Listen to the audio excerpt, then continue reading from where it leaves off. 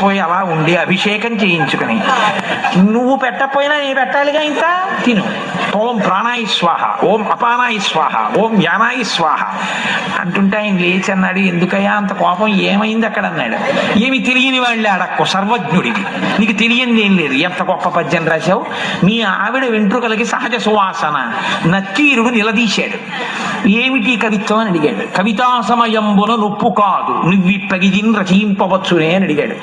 సిగ్గుచేటై తిరిగి వచ్చాను అనేటప్పటికీ శివుడు అన్నాడు, వాడేవాడు ఈశాన సర్వ విద్యానాం ఈశ్వర సర్వభూతానాం బ్రహ్మాధిపతిర్ బ్రహ్మ శివోమే అస్తు సదాశివోం. సమస్త విద్యలకు అధినాథుణ్ణి నేను ఇంతపాటి లేశమైన కవిత్వం ఇస్తే పలుకుతున్నాడు ఆ నక్కీరుడు. నేను రాసినటువంటి కవిత్వంలో తప్పు పట్టగలిగిన మొనగాడా నేనే పెడతానన్నాడు. ఒక బ్రాహ్మణుడి వేషం వేసుకున్నాడు, తలపాగా చుట్టుకున్నాడు, రాజుగారి సభలోకి వెళ్ళాడు. వెళ్ళేటప్పటికి అందరూ అబ్బో చాలా వర్చస్సుతో ఉన్నాడు, లేచి నిలబడ్డాడు. నిలబడేటప్పటికి ఇంకా ఎవరిని ఏమీ అడగలేదు, చాలా కోపంతో ఉన్నాడు. ఈ రాజన్యుని మీదనే కవిత సాహిత్య స్ఫురన్మాధురి చారు ప్రౌఢిమ చెప్పి పంప విని మాత్సర్యంబు పాటించి ఈ నక్కీరుండూరక తప్పు పట్టెనట. ఏది లక్షణమో అలంకారమో పదబంధమో రసమో చక్కని చెప్పుడా తప్పన.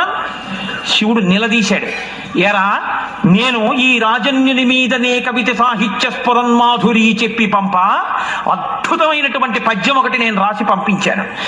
ఈ నక్కీరుండు మాత్సర్యంబు పాటించి ఊరక తప్పు పట్టానట. అవతలవాడు పద్యం రాయడం ఏమిటి, నేను మెచ్చుకోవడం ఏమిటని కేవలం అసూయతో నక్కీరుడు తప్పట్టుకున్నాడు పద్యంలో. ఏది పద్యంలో తప్పు ఎక్కడుంది చెప్పమనండి.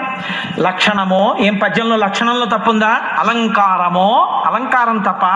పదబంధమో, పదములు బంధం వేయడం తప్పొచ్చిందా? రసమో, రసభంగం అయిందా? చక్కని చెప్పుడా తప్పనం, ఏది తప్పు చెప్పు అన్నాడు. రాజు తెల్లబోయి ఈ గొడవ ఎప్పుడు అయిపోయింది, ఇప్పుడు ఇక మళ్ళీ ఈయనెవరో వచ్చాడు అని. ఆయన వెళ్ళిపోయాడు కదా అర్చకుడు, ఈయనెవరో వచ్చాడు. ఓహో కవిత్వం రాసిన వాడు ఈయనేమో. శివుడు అన్నాడే, మరి ఈయనేమిటి ఇలా ఉన్నాడు అనుకున్నాడు. ఈలోగా నక్కీరుడు గభాలను లేచాడు, తన పేరు కదా ఎత్తాడు. అందుకని నక్కీరుడు లేచాడు, అన్నాడు, అగజకునైనం తగు ఇలా మగువులకు తగదు మాను మాత్సర్యమింకం గగన ప్రసూనవాదము జగతిన్ ప్రత్యక్షమునకు సరియన తగునే. ఏమిటా నువ్వు మాట్లాడేది? కవిత్వం రాశావా? పద్యం రాసి పంపించావా? అగజకునైనం తగు, కొండకు పుట్టినటువంటి తల్లి కాబట్టి ఎత్తి పొడిచాడు. కొండల ఆవిడ పార్వతీదేవి కాబట్టి ఏమో ఆవిడ వెంట్రుకలకి సువాసన ఉందేమో. ఇలా మగువులకు తగదు, భూమి మీద ఏ ఆడదాని జుత్తు సువాసనతో ఉండదు. గగన ప్రసూనవాదము, ఆకాశంలో పువ్వు ఉందంటే ఎవడైనా నమ్ముతాడు? కనపడుతుందా ఎవరికైనా?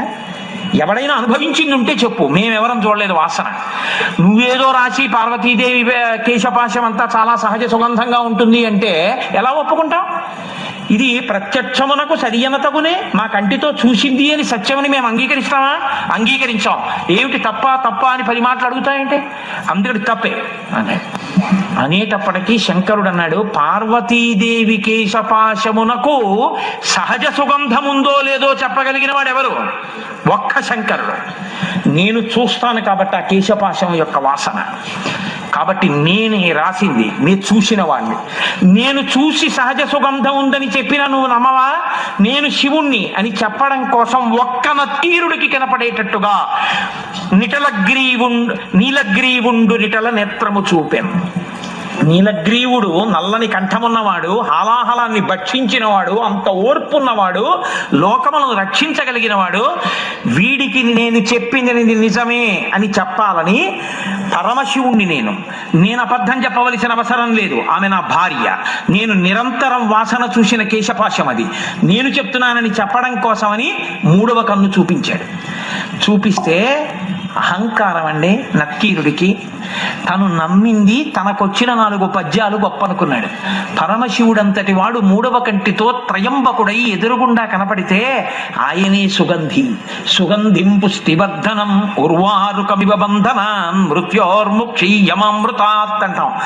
ఒక్కసారి మహాదేవుడి కాళ్ళ మీద పడితే ఏ స్థితిని పొంది ఉండేవాడో ఆయన అన్నాడు, తల చుట్టువార కన్నులు కలిగిన పద్యంబు తప్పు కాదనవశమే, వలదిచ్చట నీ మాయా విలసనములు పనికిరావు విడువమటన్నాను. మూడో కన్ను కాదు, నీ తల చుట్టూ కళ్ళు చూపించినా నువ్వు చెప్పిన పద్యం తప్పే. అహంకారం చూడండి ఎలా ఉంటుందో. అన్ని విద్యలకు ఆలవాలమైనటువంటి శంకరుడే వచ్చి చెప్తే ఎందుకు వచ్చిందిరా? మహానుభావుడు చెప్తున్నాడు, ఏమో నా తల్లి కేశపాశమునకు సుగంధం ఉండి ఉండవచ్చు. ఆ అనుభవము, నేను అలా అమ్మ కేశపాశ దర్శనం చేయగలిగిన భాగ్యాన్ని శంకర నాకు కూడా కృప చెయ్యని పాదాల మీద పడాలి. తన విద్యతో వాదన చేస్తున్నాను అనుకున్నాడు. నీ తల చుట్టూ కళ్ళు చూపించినా నీ పద్యం తప్పే అన్నాడు. వెంటనే శంకరుడు అన్నాడు, నీవు కుష్ఠవ్యాధి చేత భయంకరముగా పీడింపబడదువుగాక. ఉత్తర క్షణంలో ఒళ్ళంతా వివరణమై కుష్ఠవ్యాధి బయలుదేరింది. ఇప్పుడు పరమశివుడి కాళ్ళ మీద పడ్డాడు. అయ్యయ్యో తండ్రి, వచ్చిన 4 ముక్కలకి కన్ను మిన్ను కానక అహంకారంతో ప్రవర్తించాను. ఖచ్చితంగా జగదంబ యొక్క కేశపాశము సుగంధభరితమే అయి ఉంటుంది. నన్ను అనుగ్రహించి నాకు క్షమాభిక్ష పెట్టు అని ఆయన కాళ్ళ మీద పడ్డాడు. శివుడు అన్నాడు, నువ్వు కైలాస పర్వత శిఖర దర్శనం చేస్తే నీ యొక్క పాపం పోయి నీకు మళ్ళీ ఆరోగ్యం కలుగుతుందని అంతర్ధానం అయ్యాడు. ఇప్పుడు ఈ కుష్ఠవ్యాధితో బయలుదేరాడు. ఎంత వర్ణించాడో దుర్జటి. ఎప్పుడైనా అవకాశం ఉంటే కాళహస్తీశ్వర మహాత్మ్యం చెప్తాను, అప్పుడు విందురు. కానీ అప్పుడు మహానుభావుడు ఉత్తర భారతానికి నడిచి వెడుతూ కైలాసం కనపడక కుష్ఠవ్యాధి పెరిగి వేళ్ళు కాళ్ళు ఊడిపోతుంటే ఏడుస్తుంటే ఆనాడు సుబ్రహ్మణ్యుడు ప్రత్యక్షం అయ్యాడు ఒక చోట చెట్టు కింద.